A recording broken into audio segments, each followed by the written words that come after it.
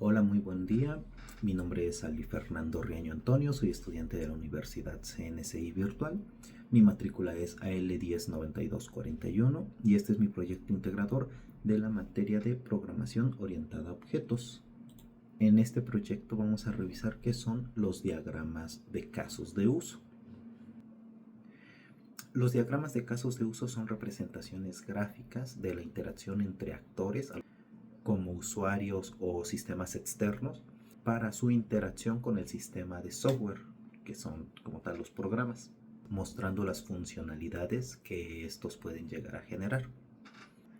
Como tal, en la diapositiva podemos observar los elementos y simbologías de los diagramas, y en sus características tenemos lo que son los actores, como había mencionado, que son todos aquellos entes que se relacionan con el sistema, ya sea clientes, inclusive el administrador. Tenemos los casos de uso, que como tal vienen siendo actividades que realiza el sistema, como realizar un pedido, dar de alta algún tipo de procedimiento, incluso gestionar usuarios. Otra característica que se tiene son las relaciones que se generan entre los actores y los casos de uso. Y pueden ser de dos tipos, como lo vemos en la gráfica, de extensión y de inclusión. Y como última característica podemos colocar el propósito de los diagramas de casos de uso, el cual nos sirve para capturar características funcionales desde la perspectiva de un usuario. En la siguiente diapositiva podemos ver un ejemplo. Tenemos a actores primarios, que en este caso va a ser un inversionista y un corredor de bolsa. El inversionista va a verificar su inversión, ya sea ingresando dinero a una casa de bolsa y viendo qué acciones va a comprar. Una vez que hace su solicitud y la verifica dentro del mismo sistema de inversiones, el corredor de bolsa va a ejecutar esa orden, en la cual se hará la transacción en la que se compran 100 acciones de Cemex compradas a tal cantidad. El inversionista vuelve a validar si es que quiere vender, y de igual manera el corredor de bolsa va a ejecutar la orden al realizar esta actividad. La siguiente actividad que nos solicitan es las diferencias entre un diagrama de colaboración y un diagrama de componentes. El diagrama de colaboración muestra la interacción entre los objetos con el tiempo de ejecución, los cuales se enfocan entre los mensajes que llegan a intercambiarse para realizar una tarea. Es útil para visualizar interacciones, y como tal podríamos considerar lo que es un diagrama dinámico en donde se desarrolla el comportamiento del sistema que queremos representar.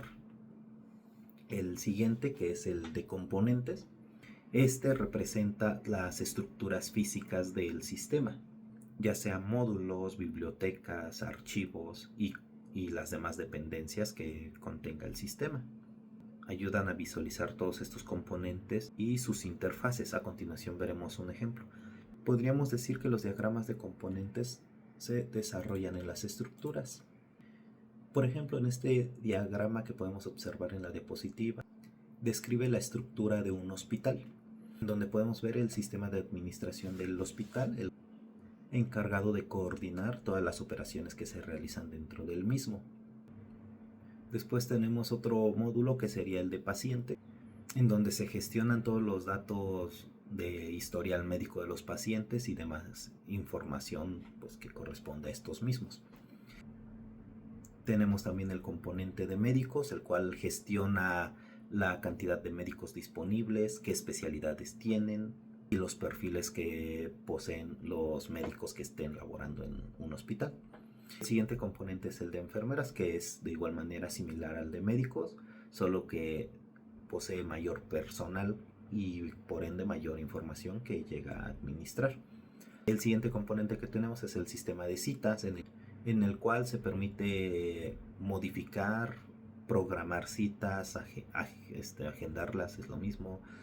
Permite incluso cancelar citas, dar seguimientos, continuidad a las citas, y comúnmente se vincula mucho con la disponibilidad que existe entre médicos, los cuales dependiendo de la especialidad, se van a estar generando las citas.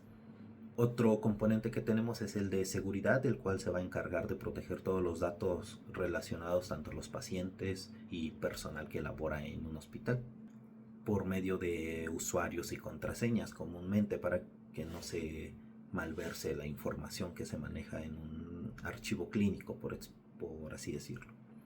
Tenemos otro componente que es el de la continuidad, en el cual pues podemos decir que es donde se guarda la información que va a ser utilizada después o para continuar con información de los mismos médicos o un historial de todos los pacientes que recibieron el servicio médico hospitalario. Y por último tenemos el componente de base de datos, en el cual pues se guarda toda la información que se haya generado en el hospital, se tiene que guardar y registrar. Pasamos al siguiente punto, en el cual veremos las técnicas de programación orientada a objetos, las cuales son 5, y tenemos la abstracción, en el cual extrae las características principales o esenciales de un objeto de la vida real, simplificándolo y pudiéndolo catalogar. También está la técnica de encapsulamiento, en donde no es necesario mostrar toda la información, sino que solamente la más relevante. Con esta técnica se ocultan los detalles internos de un objeto y pues solamente se muestran los más relevantes. También está la otra técnica del poliformismo, en el cual a grandes rasgos podríamos decir que es la capacidad que tiene un objeto para comportarse de diferentes maneras. Otra técnica que tenemos es el acoplamiento, donde son las relaciones que se generan entre los mismos objetos, y dependiendo de estas relaciones un sistema puede ser muy grande o más pequeño. Y por último, la técnica de la herencia, en donde cuando se desea construir un objeto que ya es similar a otro, se toman las características de este mismo que ya existe como referencia y solamente se indican las diferencias que existen entre estos.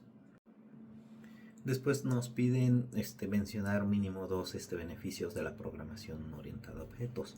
El primero sería la reutilización, el cual cuando ya tenemos un objeto establecido y queremos generar otro que se parece a este objeto, podemos hacer uso de la técnica de la herencia. Podemos reutilizar un objeto que ya existe, haciendo a que sea más fácil el desarrollo, que tome menos tiempo. ¿Por qué? Porque ya existe un objeto y los nuevos que vamos a generar son similares, nada más hacemos a que tengan ese nivel de herencia para poder reutilizar este nuevo objeto con las clases ya existentes.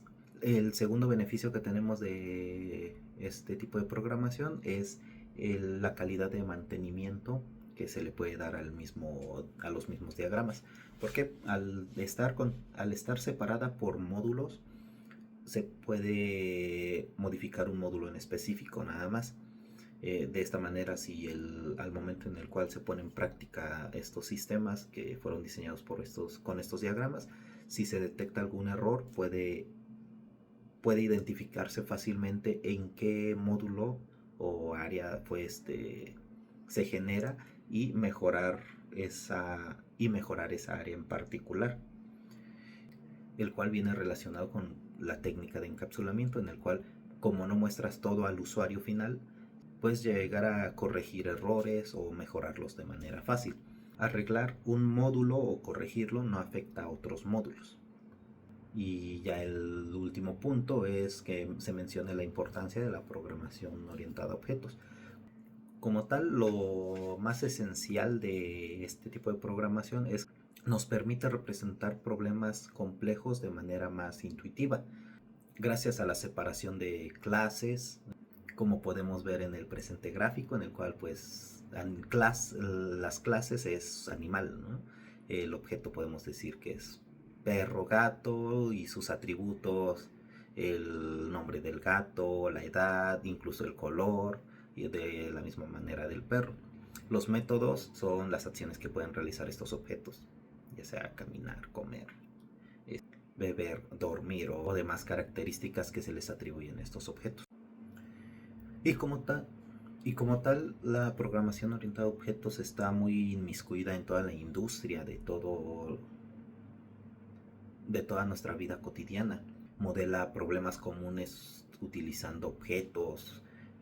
Se pueden, cuando los representan ya en los lenguajes de programación, como lo es Java, Python, o los lenguajes de programación de C o C++, es donde se reutiliza muchas veces el código, como había mencionado antes, en donde se utiliza la herencia para evitar repetir la lógica de varios códigos. Nos sirve para facilitar el trabajo en equipo debido al encapsulamiento que se había mencionado antes. El programador puede trabajar en los módulos que se generen de manera separada sin que estos generen conflictos entre otros módulos. Y eso sería todo por el momento. Muchas gracias por su atención y les envío un cordial saludo.